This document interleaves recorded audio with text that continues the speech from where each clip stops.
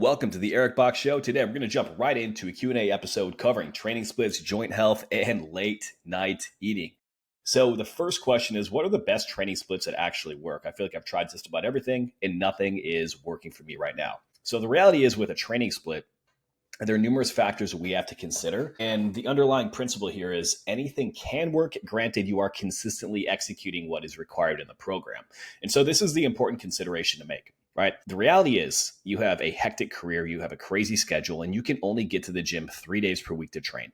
Do not follow a training program that's going to be predicated on you being in the gym 4 days a week, 5 days a week, 6 days a week, or 7 days per week. When expectations of a program are out of alignment with the reality of the way that it's designed, you are setting yourself up for failure. When this happens, when you're following a program that's probably built for a different frequency than the one allotted to you based on your schedule, or frankly, even what you're willing to do, what happens is you're going to have issues in terms of maybe not training muscles frequently enough, leading to less stimulation.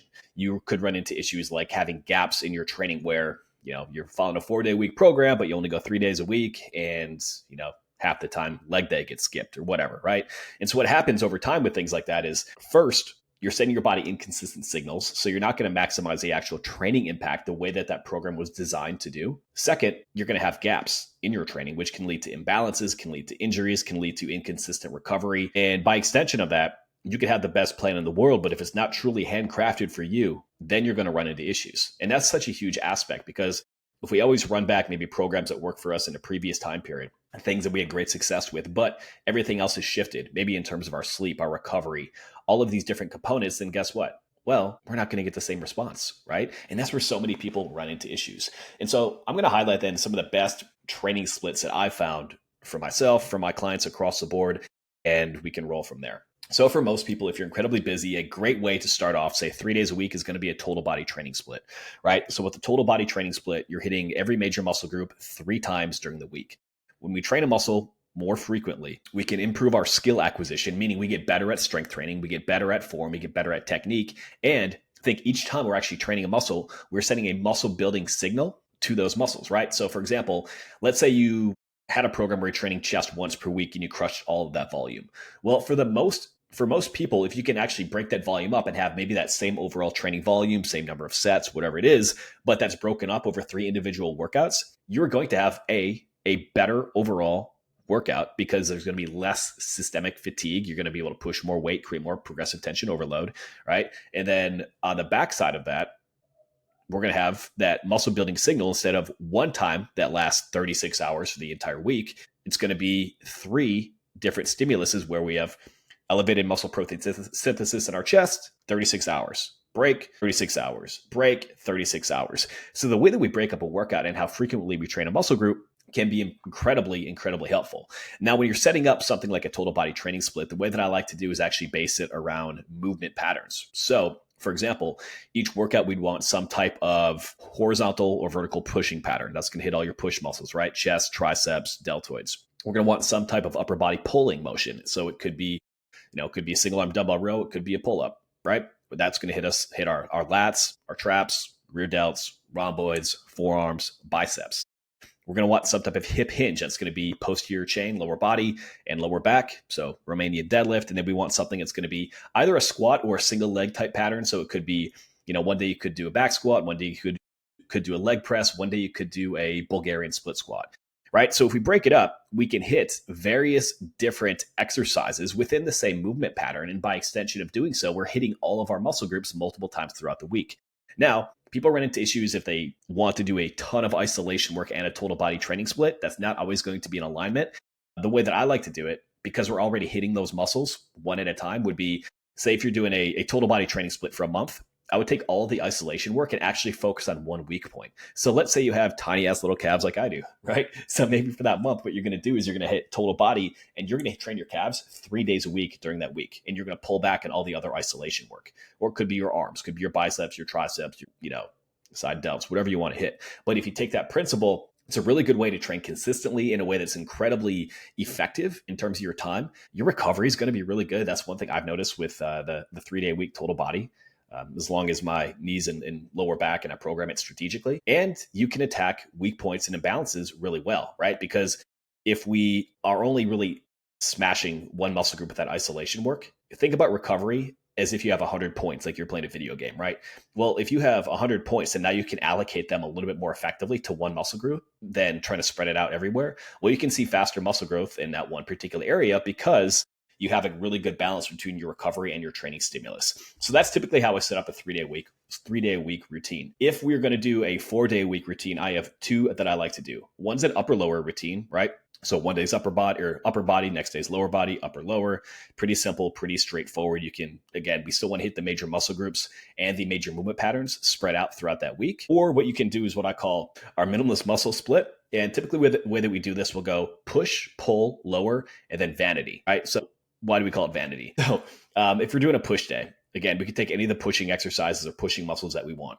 So it could be incline bench, overhead press, cable chest press, cable lateral raise, and a skull crusher. Very simple way, right? Lower body, obviously we're gonna hit all lower body things. A lot of times what I'll do here is I'll actually go, in terms of an order, I'll go pull on the first day. And so I'll have like a heavy Romanian deadlift in there or a deadlift variation. And then I'll have like my pull-ups, my rows, bicep curls, stuff like that. Then I'll go into that push day, like I just described momentarily ago. And then I will have a lower body day. And the reason I'll do it that way is it allows me to hit my lower body twice by adding that RDL directly. It could be an RDL, could be a trap bar deadlift or a conventional deadlift on that pull day, because a lot of those exercises are going to hit the entire posterior chain. It lets me hit lower body twice during that week. And then if I have that vanity, that fourth day, that's a free day, right? And so if I have a free day, I'll get in the vanity day in a second. It allows us to train anything we want to be able to focus on a little bit more. Similar to how in the total body day I just previously described, we could have one muscle group that we really emphasize during that training block or that month. When it comes to that vanity split, essentially what you're doing here is following a push-pull lower body routine. And then that fourth day is whatever you need to do or spend a little bit more work and time on. And so it could be, all right, I want to spend more time on my arms. So it becomes an upper body day where maybe it's like close grip bench press, chin up, skull crusher, incline double bicep curl, hammer curl, and farmer's walks. That way we're training all of our upper body muscles. Again, we're getting, twice that training stimulation with that. And we're biasing those exercises directly towards your arms. And so again, you could pick whatever your weak point is. It could be, hey, it's summertime. You want to hit a little bit more work directly in your delts and your abs so you can really have that lean athletic physique. It could be, hey, it's winter. I want to add some size to my arms. Awesome. You can do that other option.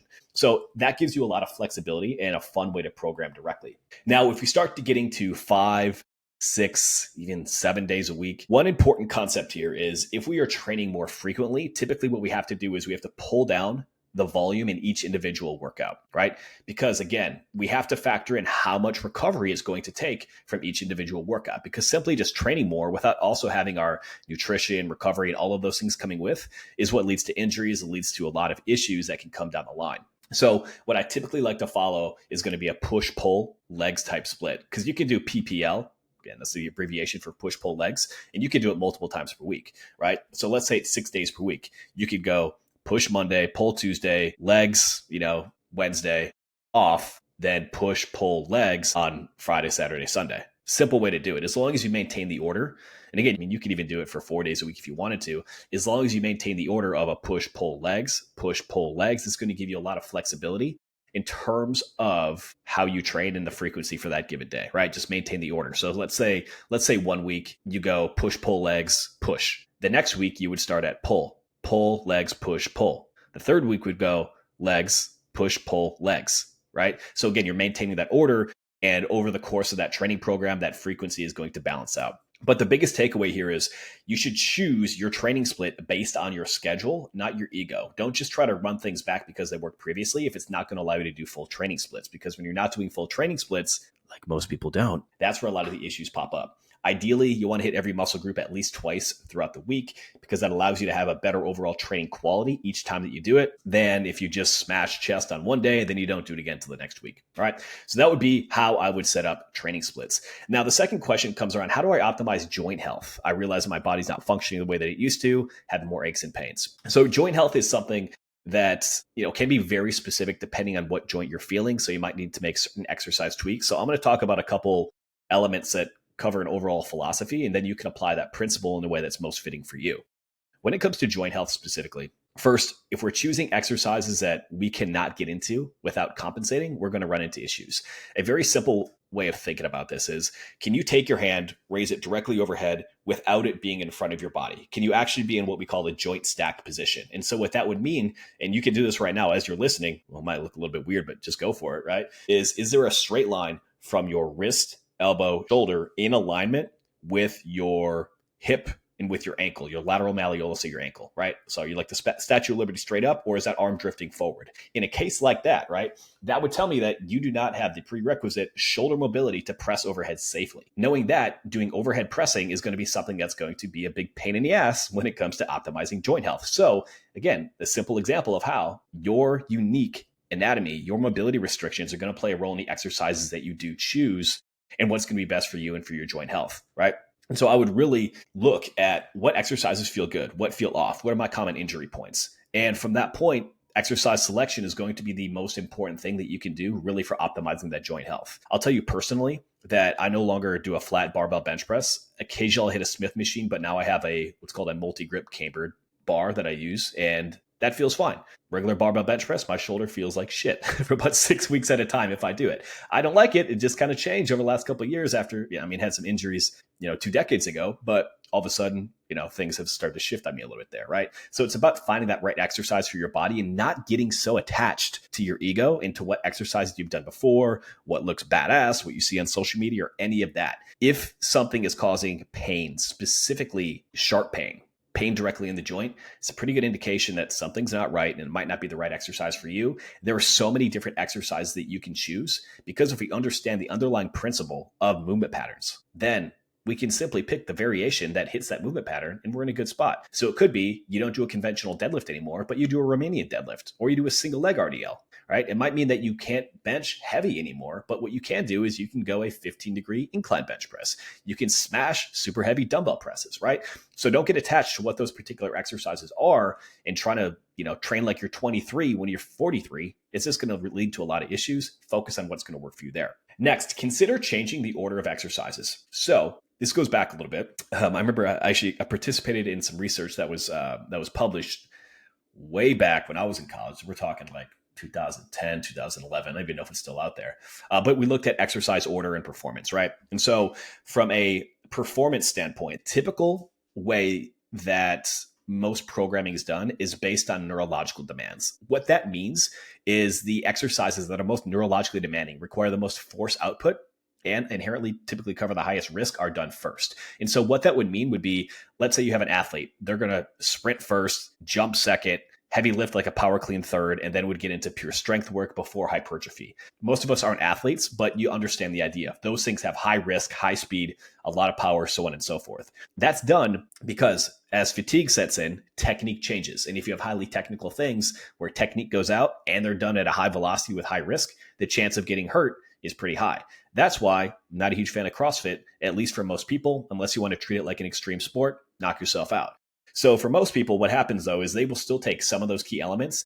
And again, as you get older, it might not function the same way. So a classic way of doing it, and this is a way that I trained, again, for decades here, would be I would start with something explosive like a jump. And then I'd do like my heavy movement like a squat. And then as the workout would go on, we'd have higher rep ranges. We'd hit more, metabolic stress, aka the pump, and do more bodybuilding physique work. That can work really well. However, I found for me, especially after turning 35, I like to switch up the order just a little bit. And let me explain how it goes. The way that I do it now is I will go with I'll do a good warm up, and then I'll start with an isolation exercise. So lower body example, I'll do a hamstring curl. I'll do a hamstring curl because I pump my hamstrings full of blood. I get some blood flow in the back, my knees, and that helps for overall joint lubrication. Everything feels a little bit better, right? So I'll hit an isolation work there. My goal is not to destroy that muscle. I am training hard, but I'm not trying to get a crazy pump where I cannot perform anything from there. Second, I'll do a unilateral exercise. So I might do a split squat, a Bulgarian split squat, a step back lunge, whatever it is. That's going to help activate dormant muscle fibers and stabilizers that are somewhat undertrained when it comes to just doing bilateral exercises. And then I'll jump in to say my key lift for the day, which in this case could be a Romanian deadlift. It could be a squat variation, right? So that's going to help a little bit. Get a better pump, turn the lights on, hit my heavy lift, and then again, I'll continue on with some more hypertrophy focused work on the backside of that. That has made a big difference in how I really how I feel and how my joints are. Again, I'm not trying to set PRs. I'm not trying to, jump 38 inches anymore or do any of that stuff. So I can still train those qualities in addition. I can still weave those in during certain phases. But again, depending what your goals are, that might be a consideration you would want to make in terms of the way that you program. Number 3, focus on your training tempo. Right? So a lot of people will just lift to hit the reps. So what I want you to think about is imagine you're doing a bench press, right? So, and you're just trying to hit 10 reps. It's 1, 2, 3, 4, 5, 6, 7, 8, 9, 10. It might take you 20 seconds. Well, if you change up your training tempo, you are adding a ton of time under tension. So let's think about that same bench press for a second. Let's say now your training tempo is what we call a 3-1-1-1 tempo. It would be 1, 2, 3, lowering, 1 second pause, 1 second up, 1 second pause at the top. Now you've proactively slowed that rep down where each rep takes 6 seconds. You're doing 10 of them. That's 60 seconds of time under tension. Not only is that going to create a different muscle building response, it's going to build some eccentric strength. It's also going to help you really focus on how you're executing everything, particularly that transition with that 1 second pause on the bottom. Where most injuries go wrong, it's where we have that transition period, right? It's coming up off the chest. It's bottoming out in a squat and your ass pops up like Miley Cyrus twerking instead of keeping your core engaged. It's your butt shooting way up in the air when you start doing a deadlift. These are where a lot of injuries happen. So when you slow down your training tempo, it focuses you to be maximally engaged mentally. You improve that mind-muscle connection. And in most cases, what it results in, people train so much more effectively and reduce injuries because they're focused, again, not just on executing, on chasing that rep, but they're focused on the quality of it. So that's really important. Now, digging a little bit further into joint health, we also have to consider some basic things, right? Many times joint health is exacerbated by higher levels of inflammation. Inflammation is systemic, meaning it comes up from everything else in life. Lack of sleep, drugs, alcohol, shitty food, all of these different components. And so if your lifestyle is not dialed in, if your nutrition is not dialed in, that's going to play a big role in terms of overall inflammation and overall joint health. So we also want to consider dialing that in, and you could look at supplementing with things like omega-3s, collagen, and even magnesium. Those will support you a little bit as well. And don't sleep on mobility work, right? 5 to 10 minutes daily of different, hip mobility drills, quadruped. There's a quadruped series over on the YouTube channel. So make sure you check that out, youtube.com/Eric. You'll see some hip mobility drills, my 4 favorite shoulder mobility drills, and even sitting in things like a deep squat. We have to think of how sedentary we are these days, where we sit all this time behind a desk. I can tell you right now, behind 30 a.m., I've been behind a desk for 5.5 hours already. We have to focus a lot on opening up hips, T-spine, all of those areas consistently if we want to be able to stay healthy long-term. It's one of those things that many people ignore in their 20s, and it starts to creep up in their 30s until they hit their 40s and they're like, damn, I'm fucked up. And we don't want that. All right. So third question comes out in regards to how do I deal with late night eating and stress? So this is one of the most common things I see, particularly with folks who are high performing. They kick ass all day. They crush their job. They're great parents. And then once a kid goes to bed, it's Netflix and it is whatever is in the pantry. And so the thing we need to understand about most late night binges is they're not about hunger. They're about stress and they're about exhaustion. In many cases, having that time to yourself and finally decompressing, it's like the entire world hits you and you're like, oh my God, I just want to do something for myself because I've been pouring into friends, into family, into my career, and all of these different elements. And that's completely natural. So what we need to think about are what are the things that are causing a lot of stress throughout the day, and how can we start to proactively put different things in ahead of time so that we can reduce our overall stress load and we're less compelled to reach into this particular habit, right? So we'll talk about those for a second, and then I'm going to circle back. Actually, you know what? I'm going to hit this, then I'm going to circle back to that point.